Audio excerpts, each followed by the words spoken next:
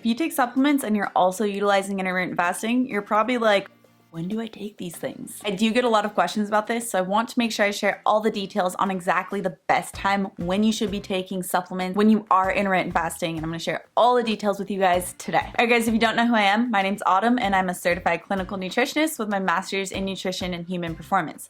I'm also the creator of the 21-day intermittent fasting guide, and I've seen a lot of amazing changes happen for people all around the world utilizing intermittent fasting. Now, specifically with today's topic, I wanna talk about supplements. If you watch my channel for a while, and especially if you've seen my video on melatonin supplements, which you can find right here, then you'll know that I'm not the biggest fan of taking a lot of supplements. I would rather you spend less money on supplements so that you can instead have high quality food and get what your body needs through your lifestyle. I mean, it's a more natural approach. It's also a much less expensive approach, but there are some supplements that I even take on a daily basis just to help with my own body and my own wellness goals. And as you guys know, I utilize intermittent fasting. So let's talk about when you would take these. Now, whether or not you take supplements during your fasted period depends on a couple of factors. First of all, does that supplement need to be taken with food? There are some that are better absorbed with food, and if that's the case, then you definitely should be shifting those to your eating window rather than during your fasted state. One way to do this, so you don't forget, is you can always bring one of those little like supplement containers. Actually, I have one. Let me show you.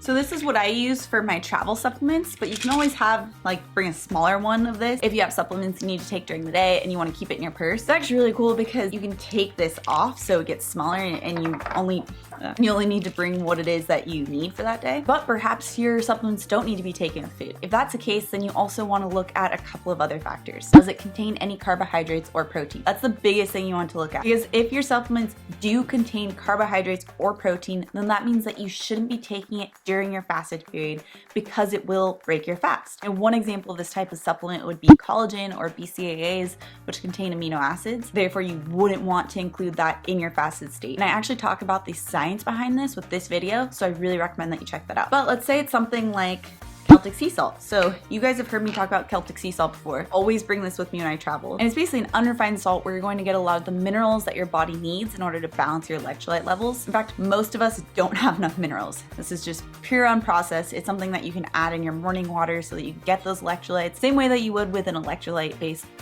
water bottle, but you're not having an unnatural source. This is just straight from the source. So this is what I take every morning, and it won't break your fast because it doesn't contain any carbohydrates or protein. Now, on the flip side, so you can see here, the second one is magnesium. Now, magnesium is also a mineral, and I take this at night to help with naturally producing my melatonin. Magnesium is something that you actually need in kind of high amounts from your food, but because of poor farming practices, we don't really get to that amount. So I always take this at night. It won't break your fast because it is a mineral and it doesn't contain carbohydrates or protein. And like I said, it helps to naturally increase your melatonin, and it helps to negate the effects of using cell phones at night.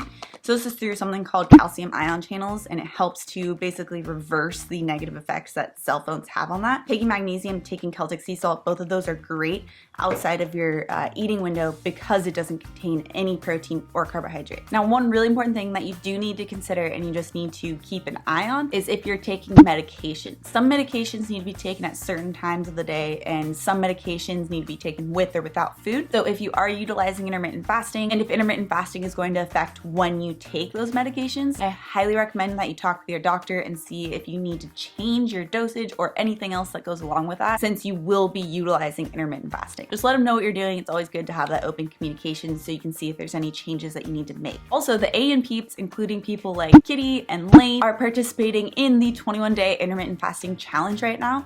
So you can actually join that, and there's all the details on how you get started in the description box below. If you love the science-backed information, subscribe right here. Come out with new videos every Tuesday and Thursday. Alright guys, thanks for watching, and I'll see you in my next video.